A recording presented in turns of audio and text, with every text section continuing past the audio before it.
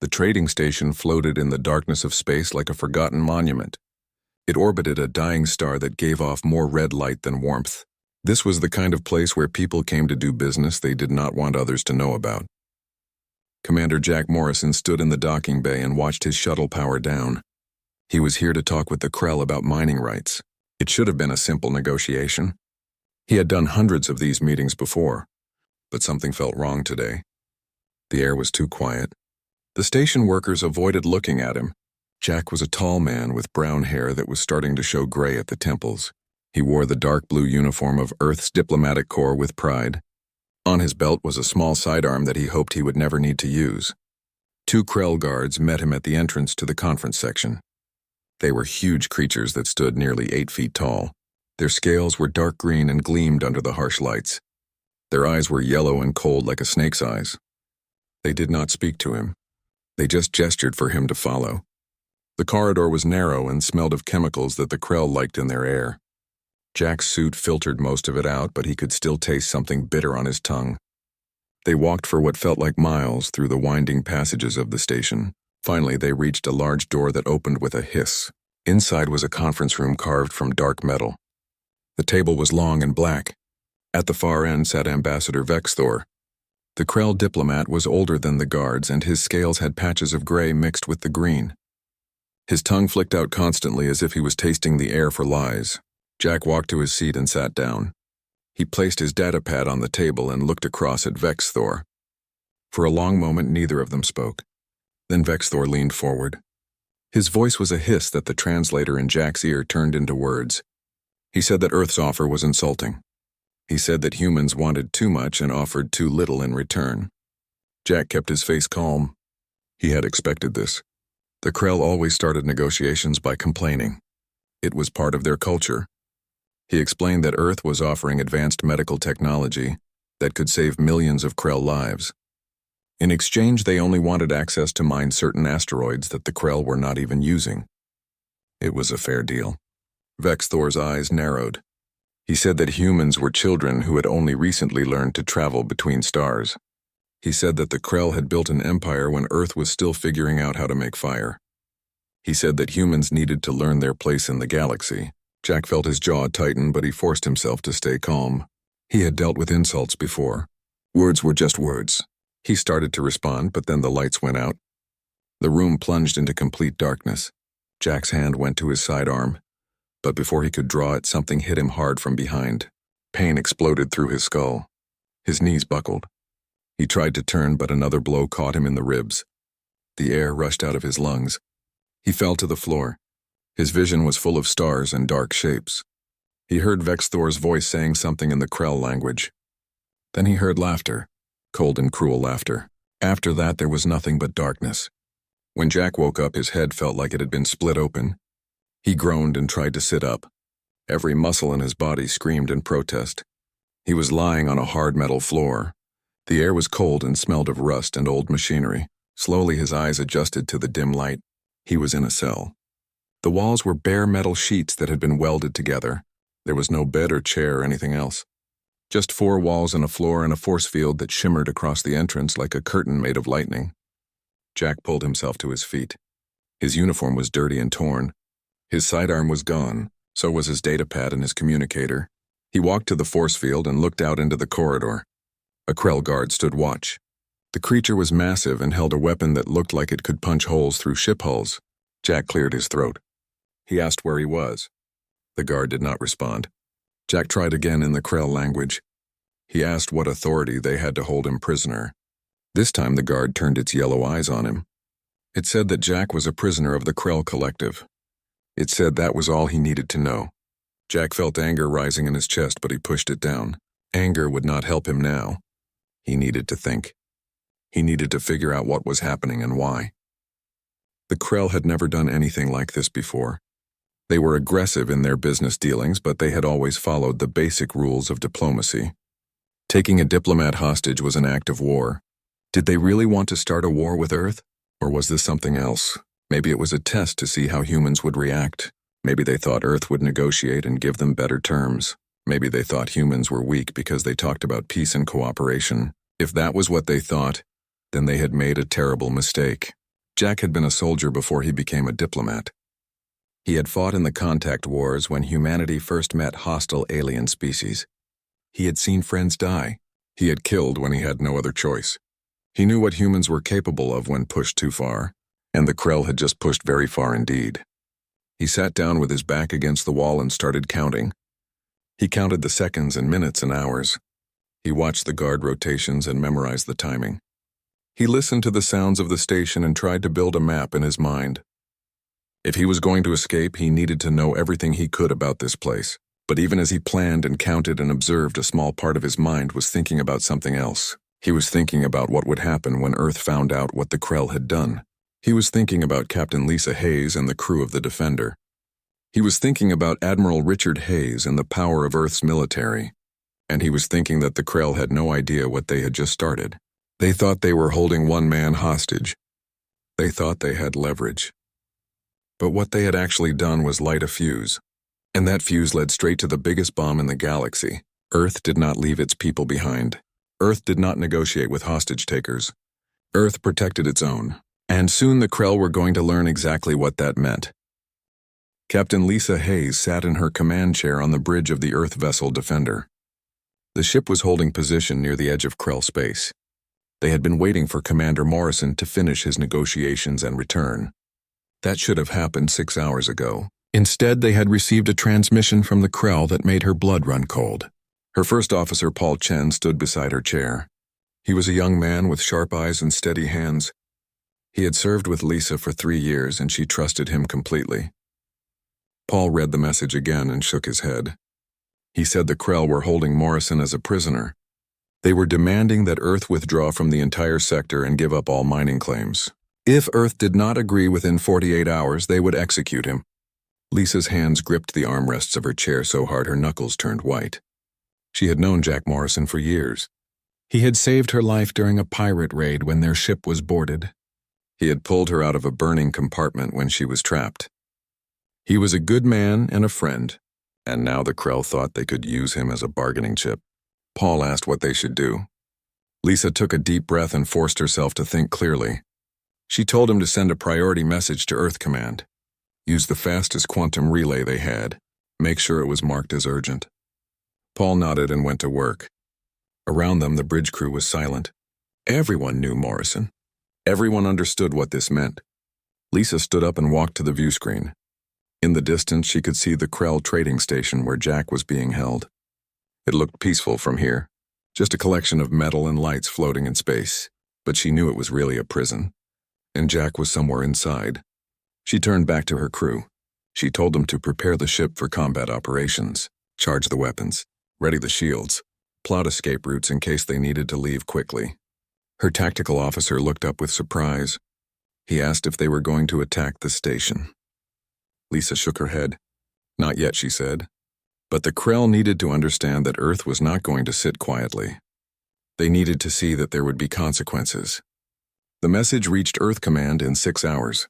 It traveled through quantum relays that bent space and time. It bypassed every normal channel and landed directly on the desk of Admiral Richard Hayes. Richard was an older man with gray hair and eyes that had seen too many battles. He read the message once. Then he read it again. Then he stood and walked to the window of his office. Outside he could see the sprawling military complex. Ships were launching and landing. Soldiers were drilling. Engineers were building new weapons. This was the heart of Earth's defense. And someone had just struck at that heart. Richard had spent 40 years in the military. He had fought in wars against alien species who thought humans were weak. He had lost friends and students and people he cared about. And he had learned one very important lesson. When someone tested you, they were really asking a question. They were asking if you were strong enough to fight back. If you showed weakness even once, then everyone would think you were weak. And in a galaxy full of predators, that was a death sentence. Richard walked back to his desk and opened a secure communication channel. Within minutes, he was connected to the president and all the top military leaders. He told them what had happened. He told them the Krell were holding Morrison hostage. He told them the Krell thought this would give them leverage. Then he told them his plan. He said they should mobilize the Third Fleet. Every ship they had within 10 sectors. Every Marine and fighter pilot and weapons platform. They would move into Krell space with overwhelming force. They would give the Krell one chance to return Morrison safely, and if the Krell refused, then Earth would destroy everything they had in the sector. The president asked what would happen if the Krell still said no. Richard's face did not change. He said they would burn the Krell's military bases to ash. They would destroy every station and ship and weapons platform. They would show the entire galaxy that Earth protected its people, and the price for harming a human was total destruction. There was a long silence on the channel. Then the president spoke. She said Richard had authorization. "Bring Morrison home," she said. Richard nodded. He said he would do exactly that. The orders went out within the hour. The Third Fleet began moving toward Krell space. Nearly 200 warships, cruisers and destroyers and carriers full of fighters, support ships and marine transports and supply vessels. It was the largest fleet Earth had ever assembled. And it was all moving toward one goal. Across human-controlled space, the news spread like wildfire. People watched their screens and saw the ships gathering. They saw interviews with military officials. They saw maps showing the fleet's route. And they understood what was happening. Someone had taken one of their own. And Earth was going to get him back. In the bars and cafes and homes, people talked about nothing else. Some said it was too much. That starting a war over one man was crazy. But most people disagreed. They said that if Earth did not stand up for Morrison, then no human would ever be safe in space. They said that showing strength now would prevent future attacks. They said that the galaxy needed to learn that humans were not weak. On the Defender, Lisa received word that the Third Fleet was coming. She felt a wave of relief wash over her. Help was on the way, but it would take time. The fleet was still hours away, and Jack was alone in that station right now. She made a decision. She told Paul to prepare a strike team, 12 Marines, all volunteers. They were going in to get Jack. Paul's eyes went wide. He said that was suicide. The station had hundreds of Krell soldiers and powerful defenses. They would never make it. Lisa smiled, but there was no humor in it. She said they were not going through the front door. She pulled up a schematic of the station on her screen. She pointed to a small maintenance port on the underside. It was designed for repair drones. A shuttle could fit through if the pilot was skilled. Once inside, they could avoid the main corridors and go straight for the detention area. Paul looked at the plan. He said it was risky. Lisa agreed. Then she said she was leading the team herself. Paul started to argue, but Lisa cut him off. She said Jack had saved her life once. Now she was going to return the favor. That was an order. Paul finally nodded. He asked when they would launch. Lisa looked at the station on her view screen. She said they would go in 1 hour. That would give them time to prepare, and would still be long before the Krell expected any rescue attempt. The element of surprise was their only advantage. Around the bridge, the crew moved into action. Marines assembled in the hangar bay. Weapons were checked and rechecked. The shuttle was prepped and loaded with breaching equipment. Lisa went to her quarters and put on combat armor. It had been years since she wore it, but it still fit. She checked her rifle and sidearm. Then she looked at herself in the mirror. She was about to risk her life and the lives of her crew for one man. Some people would call that foolish. But Lisa knew better. Jack Morrison was not just one man. He was one of theirs, and Earth did not abandon its own. She left her quarters and headed for the hangar bay. It was time to bring Jack home. Jack sat in his cell and counted the seconds. He had been doing this for what felt like days.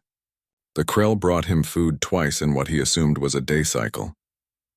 The food was tasteless protein blocks that sat heavy in his stomach, but he ate every bite because he needed his strength. He had been watching the guard rotations carefully. There were 3 guards who took turns watching his cell. They changed positions every 6 hours. One of them was older and more experienced. One was young and nervous. The third was somewhere in between. Jack thought the young one might be his best chance if he tried to escape. But he had no weapon and no plan. The force field across his cell entrance would kill him if he touched it. So he waited and watched and hoped that help was coming. Then the alarm started. The sound was loud and piercing. It echoed through the corridors and made Jack's ears ring. The lights flickered and changed from white to red. The guard outside his cell spun around, looking confused. Jack stood up and moved closer to the force field. He asked what was happening. The guard ignored him at first. Then Jack asked again in the Krell language. The guard finally looked at him. Its yellow eyes were wide with something that looked like fear. It said that the station was under attack. Jack felt his heart jump. Attack meant Earth had found him. Attack meant rescue was coming. He tried to keep his face calm, but inside he was shouting with joy. The guard received a message on its communicator and ran down the corridor. Jack was left alone. The force field was still active, but now there was no one watching him. He could hear explosions in the distance. The station shook and dust fell from the ceiling. Whatever was happening, it was big. On the bridge of the Defender, Lisa watched the tactical display. The ship's weapons were firing at the Krell station's shield generators. Bright bolts of plasma tore through space and slammed into the defensive systems. Krell fighters were launching from the station to defend it. The Defender's own fighters met them in the space between. Explosions lit up the darkness like fireworks. Paul stood beside her, giving orders. He directed their fighters to focus on the station's weapons platforms. He had the main guns target the shield generators one at a time. It was a careful dance of destruction, and it was all a distraction. While the Krell focused on the Defender, a small shuttle was slipping through the chaos. Lisa had left Paul in command of the ship. She was in that shuttle with 12 Marines. The pilot was a young woman named Kelly who had nerves of steel. She flew the shuttle through the debris field using destroyed ships as cover. The shuttle was painted black and had systems that made it hard to detect. But they still had to be careful. One wrong move and they would be spotted. Kelly brought them in low and fast toward the maintenance port on the underside of the station. The port was small, just barely large enough for the shuttle. She lined up the approach and said a quick prayer. Then she pushed the shuttle through the opening. Metal scraped against metal. Sparks flew. But they made it through. They were inside the station. Lisa and her Marines moved quickly. They had studied the station's layout during the trip. They knew where the detention area should be. The corridors were narrow and dark. Emergency lighting gave everything a red glow. They could hear the sounds of the battle above them. The station shook with each impact. They moved in formation with weapons raised. 2 Marines took point. 2 more covered the rear. Lisa stayed in the middle, coordinating everything. They encountered their first Krell patrol at a junction. 4 Krell soldiers turning a corner and coming face to face with the Marines. Both sides fired at the same instant. Energy bolts filled the corridor. 1 Marine went down with a hit to the shoulder. 2 Krell died in the first exchange. The other 2 tried to fall back, but the Marines were faster. It was over in seconds. Lisa checked her wounded Marine. The armor had taken most of the hit. He could still fight. They kept moving.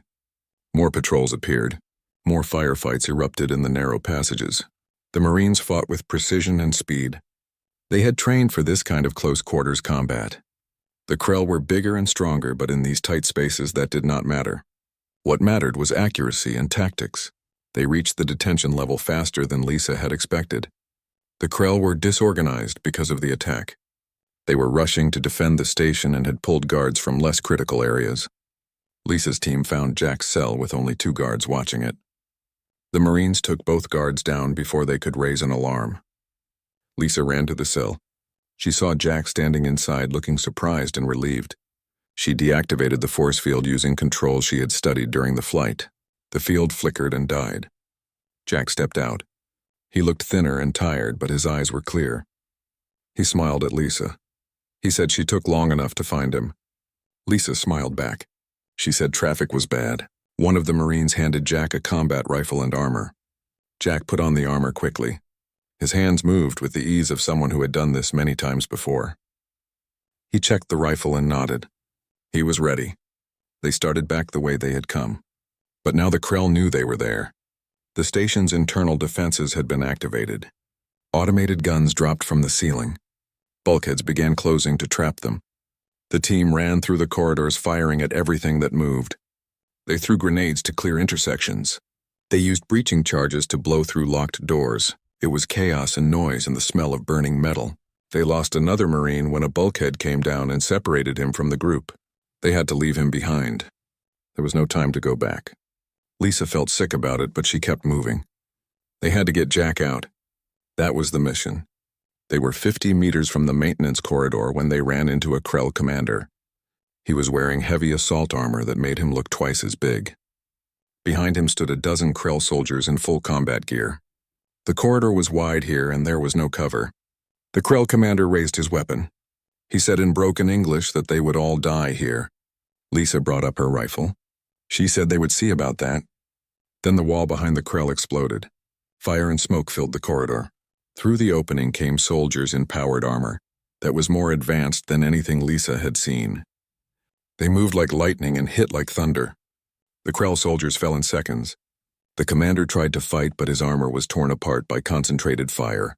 The lead soldier removed her helmet. She was a woman with short hair and cold eyes. She said her name was Colonel Kate Bishop. She was from Earth Special Operations. Admiral Hayes had sent her team to provide backup. Lisa wanted to ask how they had gotten there so fast, but there was no time. Kate's team took point and led them to the maintenance corridor.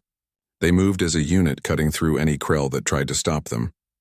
They reached the shuttle bay where Kelly had kept the engines running. Everyone piled into the shuttle. Kate's team came too. Kelly launched before the doors had fully closed. The shuttle shot out of the maintenance port and into space. Behind them, the Krell station was burning. More Earth ships had arrived.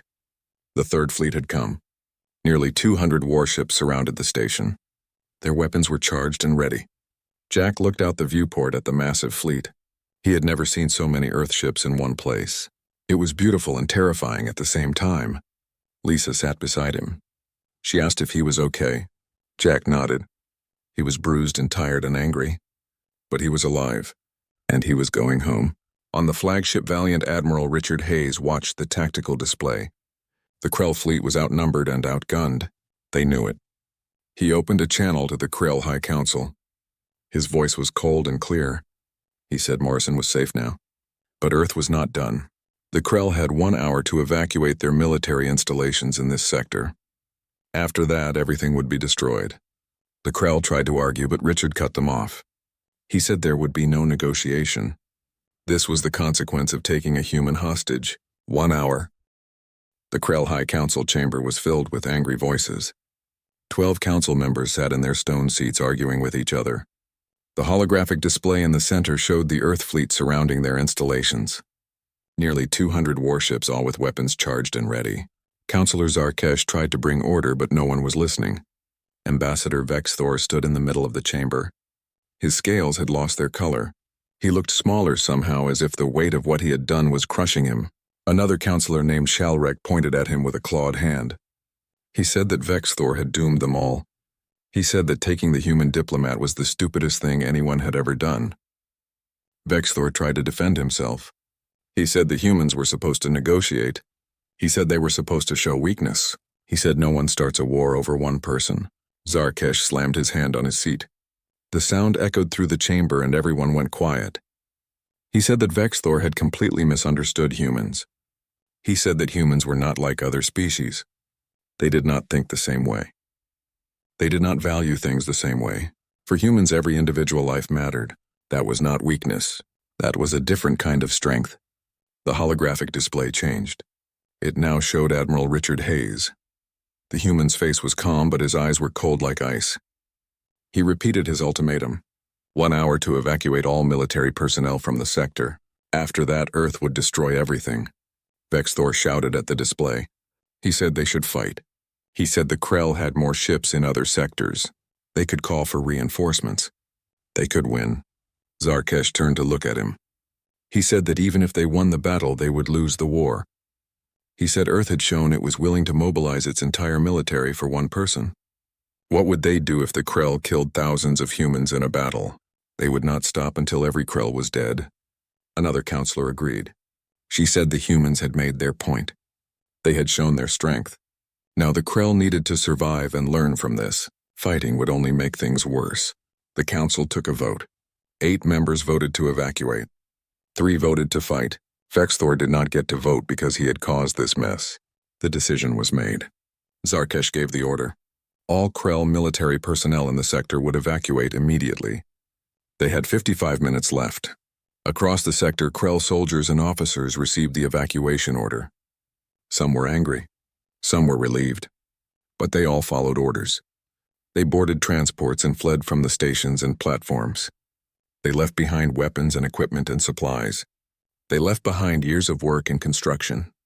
But they took their lives, and that was what mattered. On the Valiant Admiral Richard Hayes watched the evacuation. His tactical officer reported that Krell ships were leaving the installations. Transports were jumping to faster than light speed as soon as they cleared the stations. Richard nodded. He had given them a chance and they were taking it. That was smart. If they had chosen to fight, he would have destroyed them all without hesitation. But this way was better.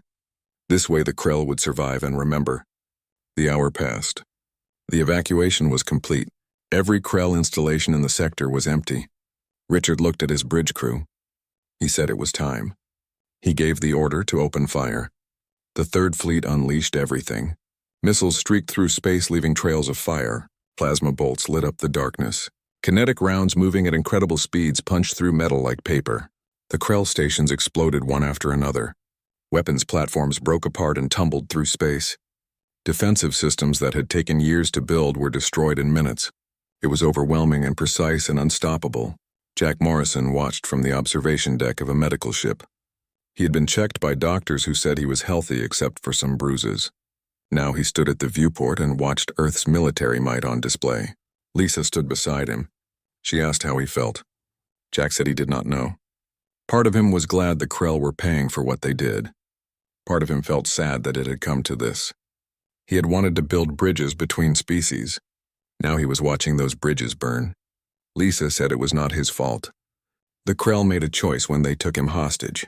This was the consequence of that choice. Jack nodded, but he still felt conflicted. He asked if Earth had gone too far. Lisa shook her head. She said Earth had done exactly what needed to be done. She said the galaxy was full of predators who looked for weakness. If Earth had negotiated or shown mercy, then every species would think humans were easy targets. But now they knew better. Now they knew that touching a human came with a terrible price. The destruction continued for 20 minutes. When it was over, there was nothing left of the Krell's military presence in the sector. Just debris and wreckage floating in space. Billions of credits worth of equipment destroyed. Years of work erased.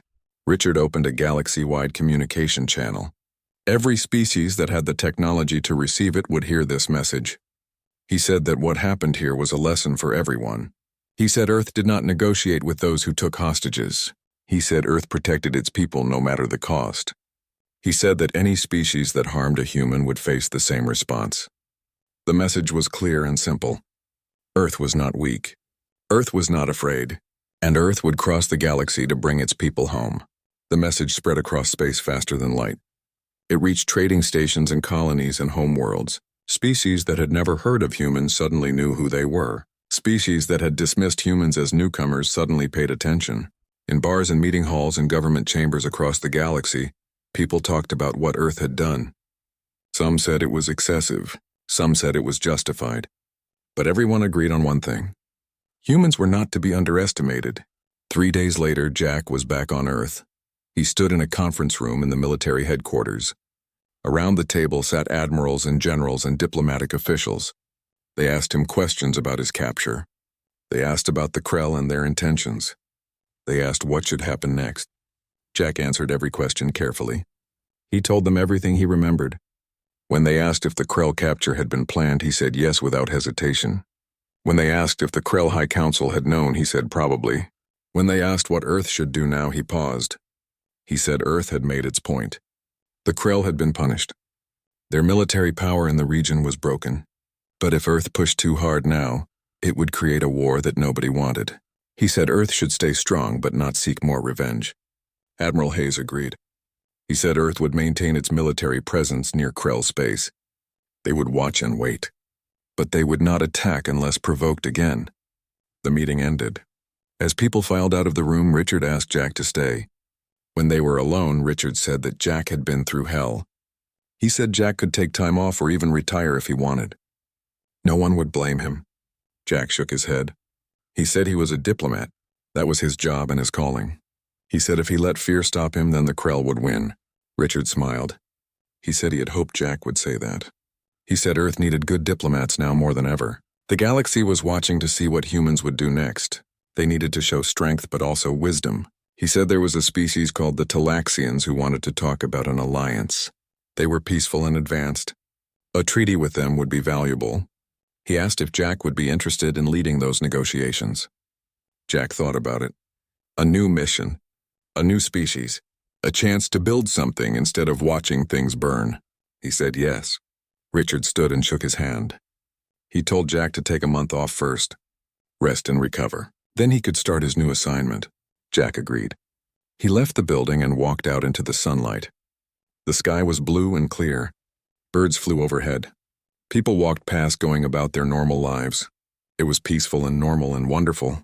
Jack had seen the darkness of space and the cruelty of other species. But he had also seen the strength of humanity. He had seen people risk everything to save one person. He had seen a fleet of ships cross the galaxy because one man mattered. That was worth fighting for. That was worth protecting. He walked through the city thinking about the future. Earth had changed the rules of the galaxy. They had shown that humans played by different rules. And now every species would have to decide how to respond. Some would become allies. Some would become enemies. But all of them would remember what happened when the Krell held Jack Morrison hostage. They would remember that Earth burned the galaxy to bring him home. 6 months had passed since Jack Morrison was rescued from the Krell. The galaxy had changed in that time. Every species that traveled through space had heard the story. They knew what Earth had done. They knew the price of taking a human hostage. Jack stood on the observation deck of a diplomatic station called Liberty. Below him, the Talaxian homeworld spun slowly. The planet was beautiful with purple oceans and silver continents. The cities glowed with soft light even in the daytime. The Talaxians were a peaceful species that valued knowledge and art above everything else. Jack had been negotiating with them for 3 months. The talks had gone well. They were close to signing a formal alliance between Earth and the Talaxian Commonwealth. Behind him, a door opened. Ambassador Thalara entered the observation deck. She was tall and thin with skin that changed colors based on her emotions. Right now, her skin showed calm blue and green shades. She greeted Jack in her musical voice. He turned and smiled at her. They had become friends during the negotiations. She moved to stand beside him at the window. She said her planet was beautiful this time of year. Jack agreed. He said he hoped to visit the surface soon. Thalara said that would be arranged. Then her skin flickered with gold, which meant she was pleased. She said the Talaxian Council had reviewed the treaty. They were ready to sign. Jack felt relief wash over him. He had worked hard on this treaty. It would give Earth a strong ally and open up new trade routes. It would show the galaxy that humans could build partnerships based on respect and mutual benefit. But Thalara said the Council had some questions first. They wanted to understand what happened with the Krell. They wanted to know if Earth always responded with such overwhelming force. Jack had expected this question. He said that Earth only used force when necessary. The Krell situation was not just about one kidnapping. It was about sending a message. If Earth had shown weakness, then every species would see humans as easy targets. Thalara's skin shifted to thoughtful purple.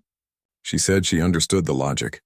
But she asked if Earth might respond the same way if a Talaxian did something wrong. Jack shook his head. He said the Krell took a hostage and threatened to execute him. That was very different from a diplomatic disagreement or even an accident. Earth valued its allies and would work through problems with patience and respect.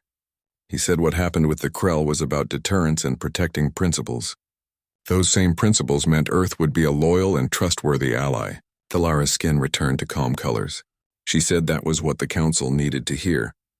She extended her hand in the human custom she had learned. She said the Talaxian Commonwealth wanted to be friends with Earth. Jack shook her hand. He said Earth wanted the same thing. 3 weeks later, the treaty was signed in a grand ceremony. Dignitaries from a dozen species attended. News services broadcast the event across the galaxy. Jack stood on stage beside Thalara as they signed the document. Cameras flashed and people applauded. It was a good moment, a moment of hope and progress. Admiral Richard Hayes watched the ceremony from Earth. He sat in his office with a satisfied smile. The Morrison incident had been a crisis, but it had also been an opportunity. Earth had shown its strength. Now it was showing it could also build alliances and work with peaceful species. The balance was important. Back on Liberty, Captain Lisa Hayes was meeting with representatives from 3 smaller species. They had come asking for help. Their trading routes were being attacked by pirates. Their ships were being stolen or destroyed.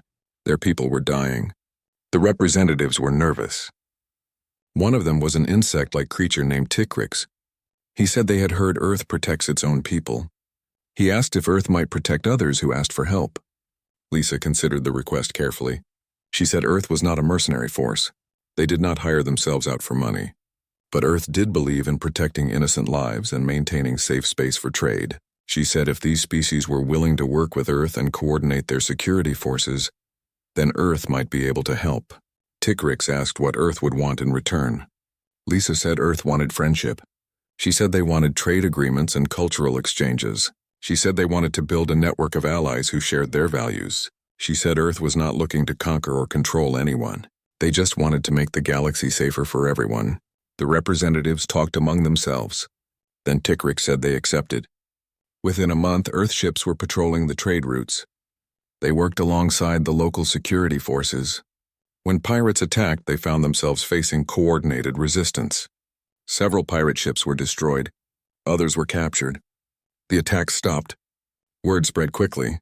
Species that allied with Earth were protected. That protection came with responsibilities, but for many smaller civilizations it was worth it. They did not have the military power to defend themselves. But Earth did, and Earth was willing to share that protection with friends. Not everyone was happy about Earth's growing influence. In the Council of Systems, a group of older spacefaring species debated what to do. A counselor named Mevran said Earth was becoming too powerful. He said humans had gone from one planet to a major power in less than a century. He said they were aggressive and dangerous. Another counselor named Pelthar disagreed. He said Earth had shown they were willing to use force but only when provoked. He said they had also shown they could negotiate and build alliances. He said the galaxy needed strong species who stood by their principles. The debate went on for hours. Some wanted to oppose Earth, some wanted to work with them, some wanted to just watch and wait. No consensus was reached. The Council could not agree on a unified response. Admiral Richard Hayes read intelligence reports about these debates. He was not worried. Confusion and disagreement among potential enemies was fine with him. It meant they would not act together against Earth. He turned his attention to other matters. New colonies were being established. Trade was growing. The military was stronger than ever. Young people were joining up in record numbers. They wanted to be part of something important. They wanted to serve. One day, Richard received a communication from the Krell High Council. Counselor Zarkesh appeared on his screen. The Krell looked older and tired. He said the Krell wanted to open discussions about normalizing relations. He said they acknowledged what Ambassador Vexthor did was wrong. He said Vexthor had been punished. He said the Krell had no desire for continued hostility. Richard listened without showing emotion. He asked what exactly the Krell were proposing. Zarkesh said they wanted to offer a formal apology. They wanted to pay reparations to Jack Morrison. They wanted to resume trade negotiations under new terms. They understood that trust would take time to rebuild. Richard leaned back in his chair. This was the moment he had been waiting for. The Krell had learned their lesson. Now they wanted to make amends. He said he would forward the proposal to the diplomatic corps. But he said the Krell needed to understand something. Earth did not forget. They were willing to move forward, but the relationship would never be the same. The Krell had crossed a line. There were consequences for that. Zarkesh said he understood. He said the Krell accepted those consequences. Richard ended the transmission. He opened a channel to Jack Morrison. Jack's face appeared on the screen. Richard told him about the Krell offer. Jack's expression did not change, but Richard could see him thinking. Jack asked if they could trust the Krell. Richard said not yet and maybe never, but they could work with them carefully. He said he wanted Jack to oversee the initial discussions. Jack knew the Krell better than anyone. Jack agreed, but he had one condition. The negotiations would happen on neutral ground. He would not go to Krell Prime. He would not meet with Vexthor even if they released him. Richard said that was fair. He would make sure those conditions were met. 3 months later, the negotiations began. Jack sat across from a new Krell diplomat named Silvas. The young Krell seemed genuinely interested in building bridges. The talks were slow and careful. Every word was weighed. But progress was made. Trade routes were reopened with strict monitoring. Cultural exchanges were proposed, though both sides remained cautious. Through it all, Jack never forgot his time in that cell. He never forgot the fear and anger. But he did not let those memories control him. He used them as motivation, because the alternative to talking was fighting. And while Earth had shown it could fight, peace was always better. 1 year after his capture, Jack returned to Earth for a ceremony. He stood in a large auditorium filled with people. Admiral Hayes had insisted he attend, though he had been vague about why. The president took the stage. She talked about courage and sacrifice. She talked about the people who had risked everything to rescue Jack. Captain Lisa Hayes received a medal. Colonel Kate Bishop and her team received medals. Then the president called Jack to the stage. She pinned a medal on his uniform. She said Jack's courage in captivity and his dedication to diplomacy had helped shape a new era. She said Earth was stronger because of people like him. The applause was thunderous. Jack stood there feeling overwhelmed. When it finally quieted, the president asked if he wanted to say anything. Jack had not prepared a speech. But looking at the crowd, he knew what to say. He said Earth was stronger.